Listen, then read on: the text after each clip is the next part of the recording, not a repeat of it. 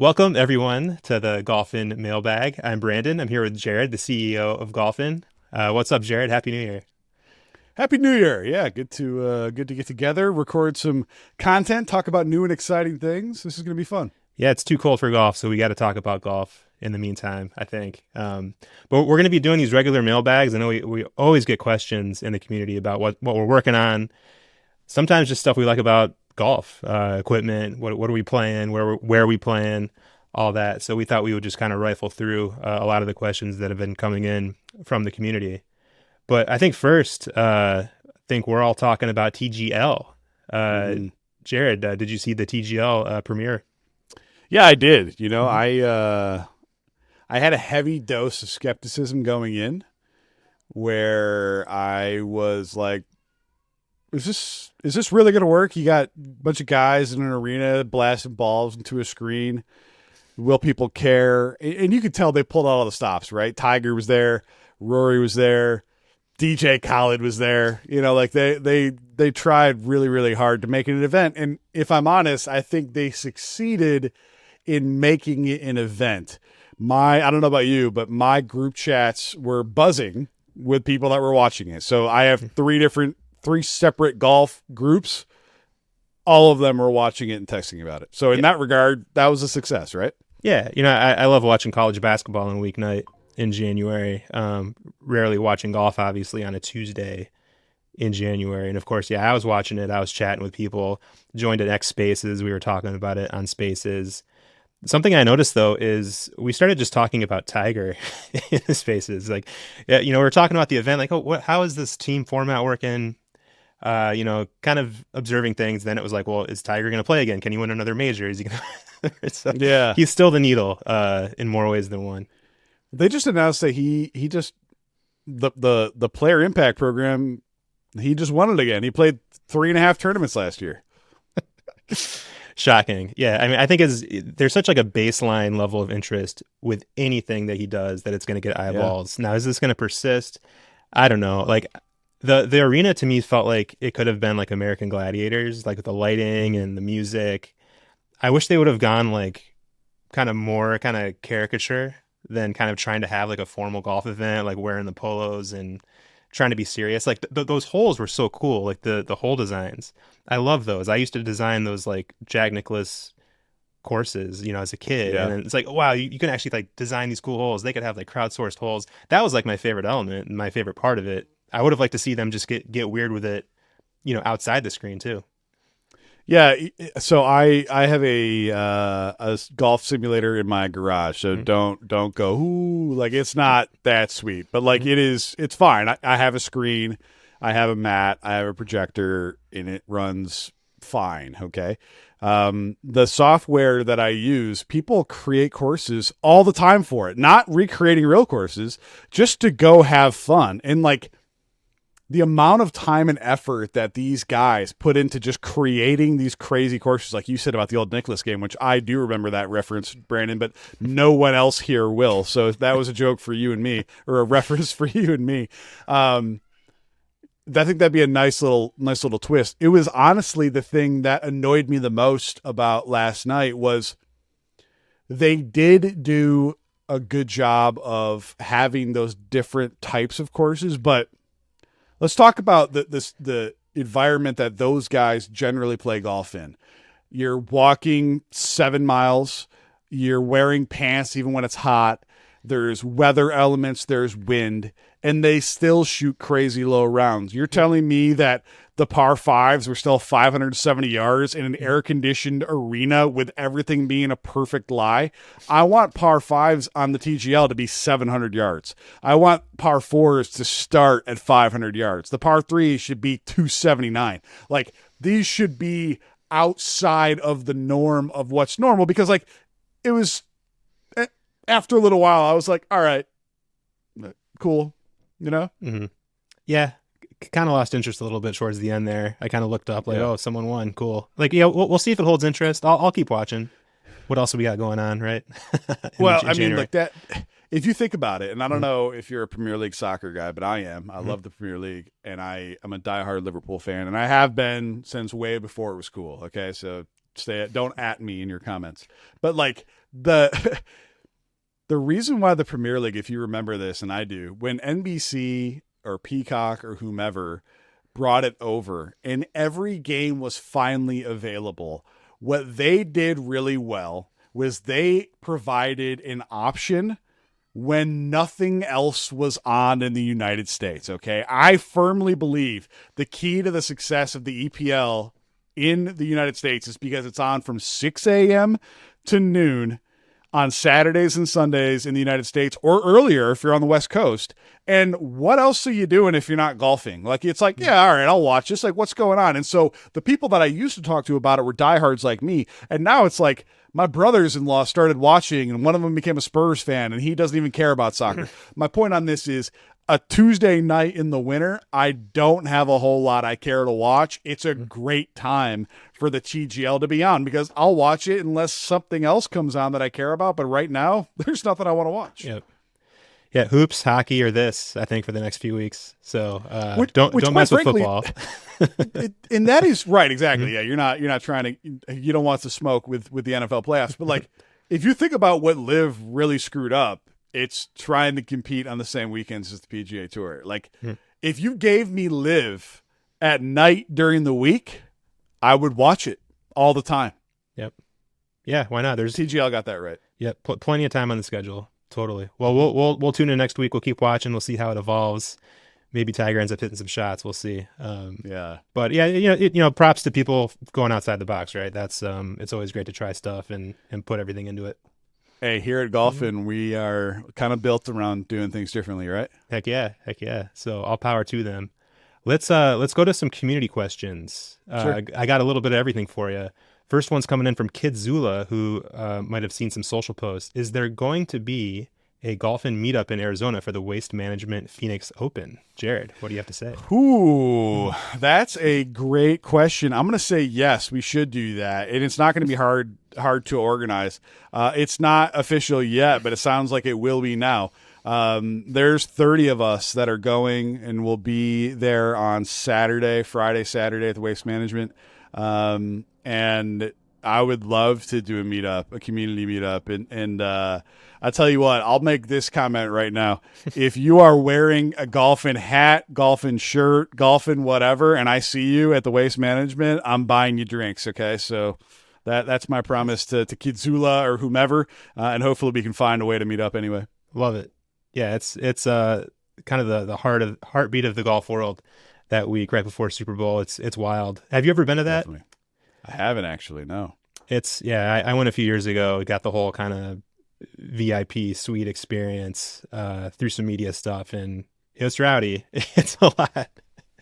I feel it's a perfect event for us to go to because like there's a lot of crypto guys are coming. Not all of them. We have some people that are outside crypto that are joining us, and that's going to be fun. But like that environment and degeneracy and party atmosphere, like that's a great place for golf and crypto to start our relationship with that community. I think it makes a lot of sense. Big time. Yeah. Enjoy the sunshine. Wear sunscreen and enjoy the rowdiness. I better not see you running across the green on 16.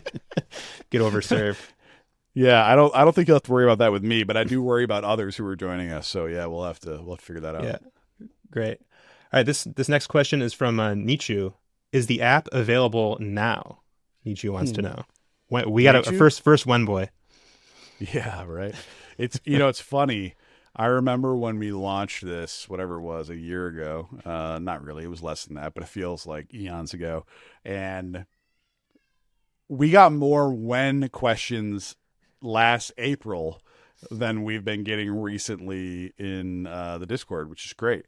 The app is on my phone. The app is on Brandon's phone. The app is on 20 some people's phones right now as we go through extended beta testing. We are working every single day to get it to a place where we can release it. We have a rough release date. I'm not going to dig my heels in and say it will definitely be out by X. But what I will say is even before there's widespread retail release, we are going to have an extended beta release. So we will be able to onboard a couple thousand people before we're actually officially on the App Store. And I think that's going to happen in the next 60 days. Love it. Yeah. I think there's so many features that we want to put out. And I think as we get this in the hands of more community members, they'll be able to kind of help us maybe prioritize a little bit to see kind of what's like the absolute must for their rounds, because you could go so many different ways on these apps. There's ideas galore, but I'm personally really looking forward to getting the community feedback. Me too. Let's build with the community in mind, make sure that this app is solving all your kind of on course needs as well as all the reward stuff and collectible stuff that we're building. Agreed. Yeah. All right, we get kind of a two-part question here. I got some XP questions. So Aliana wants to know, how do I earn XP? And Light and Love asks, what's the use of XP? So Jared, how do I earn XP, and then what do I do with it? Yeah, so right now there's really one way to earn XP, and that's by collecting a set through the portal on golfn.com. So if you go to portal.golfn.com, or if you just go to golfn.com and click on the portal, I gave you the full URL. It brings you to our collectible site where you can see the different types of sets that you can complete, meaning NFTs. And depending on the type of set you complete, you can earn XP.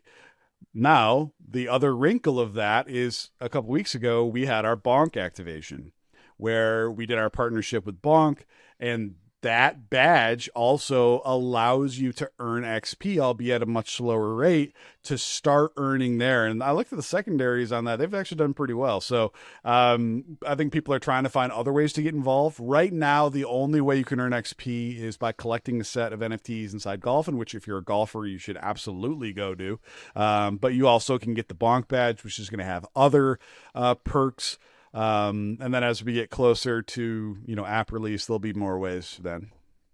Love it. Yeah. What was the second part again? I'm sorry. Yeah, cash those cards first to get the XP. And then of course the what Light and Love wants to know is, what is the use of XP? So what does XP even mean? What do I do with it? Yeah, XP are XP inside of our ecosystem is going to be what you earn while you're on the course inside of the app, or collecting, obviously cashing in the collector's portal. XP can be redeemed for a lot of things. Right now, we're doing sweepstakes where you can enter in to win really, really crazy prizes. You alluded to the Waste Management Open. We have a raffle, or a sweepstakes rather, up right now where everyone essentially gets a free entry if you're registered on the site. But if you have XP points, you can improve your odds. I really love the UI that the dev team came up with, where every time you enter points, it tells you exactly your probability of winning. So like, how many of your points are there compared to total? And I saw people who were like, I'm going to keep it at 0.5% or 1% or 5%. And like, it was crazy watching people really go in on that for the last one. But we do have an ongoing giveaway inside of the portal for a spot to join us at the Waste Management Open in the suite that we're going to be in. And so that's one thing you can do with it. But when the app actually opens, then the whole marketplace is going to open as well. We may turn that on even before the app, but the idea here is you'll be able to redeem for clubs. You'll be able to redeem for experiences. You'll be able to redeem for raffle sweepstakes entries. And then the bigger thing that everyone cares about, when we finally have our partnership with Axiom fully fleshed out, those XP experience points for operating inside of our ecosystem will translate to the Axiom Golf token. There we go. Love it. Yeah, a lot of stuff going on. And I would also tell people to go check out the teasers for some of the items coming up in that portal store. A little bit of everything, and I'm kind of salivating at a few of those cards. So just expect a steady stream of really awesome stuff coming in there that the GolfN team is working hard to make available to you. Yeah, procure. I've got a general golf question coming in from AMD44. If me and my partner are both riding in one cart, why do we both have to pay a cart fee? Oh, Jared, man, you don't want. Okay, we were going to go here. Let's go here. It drives me absolutely insane. Okay. You want to know the better question, AMD 44? I belong to a country club. Okay. That country club is in a neighborhood. That neighborhood allows you to have a cart. I have several friends there who have their own carts that are souped up, that go like 25 miles an hour, that have sound systems. One guy has an air conditioner. It's crazy. And they pay $800 a year to be able to use their cart while they're playing their rounds because they're also golf members. Okay. This is my question back to you. If I ride with my friend who paid $800 instead of using one of their carts, do you think I get charged? What do you think, Brandon? You shouldn't, but man, this sounds like a club where they're watching like hawks. Yes, I do get charged if I ride in my friend's cart versus renting their own. So not only why do I pay $20 and why do you pay $20? And if I pay by myself, I still only pay $20. But if I ride in someone else's cart, why do I still have to pay $20? It's absolutely insane. I hate it. And quite frankly, it's one of those things that periodically when I see our GM, I'm like, are you serious right now? Like, do you want me to just never want to choose to spend money here at all? Because I get it. Like, the longer I've been in this industry, I understand more and more about how this industry works. And like, the economies of scale have gone away almost entirely in every piece of this industry. And so these operators are nickel and diming everything to stay afloat, to stay profitable, or quite frankly, Brandon, you know this, to make sure they're improving on their ROI year over year for their private equity owners. Okay. But they are throwing the baby out in the bathwater with these sorts of policies because you know what it makes me want to do? Leave. It makes me want to go somewhere else. It makes me, when I'm thinking about taking my family out to dinner, to go somewhere else. Because if you're going to nickel and dime me on riding in a cart that has a flat cost, you and I both know it, then I'm taking my discretionary spending and I'm going elsewhere. So shame on you for that being a policy, and do better. Wow. I was not expecting that answer. You got a point though. I was actually, when I saw this question, I'm reminded, Torrey Pines.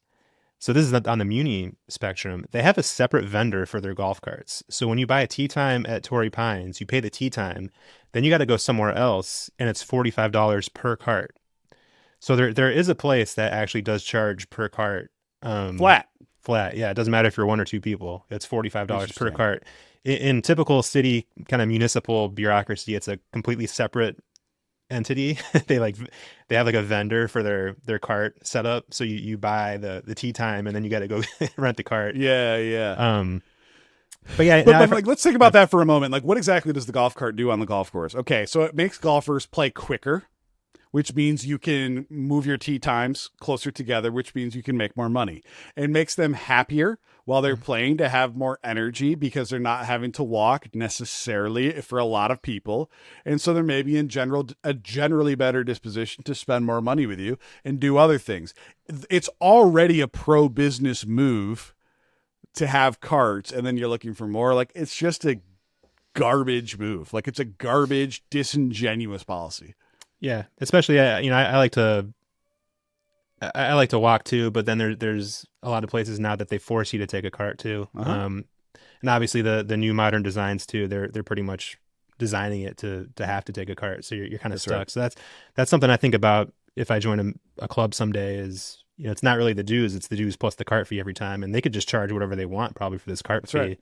I'm not really able to do anything for it. So yeah, it's one of the kind of pet peeves I think of the business, as we're all golfers out there. But I mean, it's not like you're not charging me $9 for a beer. So like, you're telling me you're already making like $8.20 per beer, and you also need to nickel and dime me on riding in a cart with my buddy. Like, again, that where like my brain goes, it's like, if you're gonna do that, that's fine. And if I know that you're going to do that, it's not that I don't have the money to pay your fee. It's not that I don't have the money to buy the beer, but like, those golf shoe bags that are actually coolers. If that's your policy at your course, I'm bringing a sixer with me. Mm-hmm. Yeah. We all know some people who like to smuggle the drinks in, and Okay, like the cart fee is one thing. The thing I can't stand is like the $6 Gatorades. Like it's Yes, Gatorade, man. That like keep us hydrated. Like six I know. bucks, $7 for a And Gatorade. like, here's the thing: to some degree, like a Gatorade being $6, fine. Like I don't agree with that either. It annoys me quite a bit. But you better have water every other hole too, right? Like, and if Mm. you don't have that and you're charging $6, again, it's just a predatory business practice. And like, Yeah, you know, yeah, your mother didn't raise you right if that's how you're choosing to deal with your customers. yeah. I think if I was a business owner, have more of an all-inclusive cost up front, and then give people a lot, that just kind of feels better than just kind of constantly taking Yeah, out your wallet. So 100%. cool. Well, yeah, keep the golf questions coming, everyone. That was a lot of fun. If you want to ask us questions, we're of course always available in the Discord. Tag us on X, comment in the video below. Really, a lot of ways to get a hold of us. And stay tuned for plenty more app updates as the product launches this spring. Jared, thanks for joining. We'll see you next Yeah, time. thanks for putting this together. Sounds Yeah. good. Have a good Che- one, everybody. Cheers.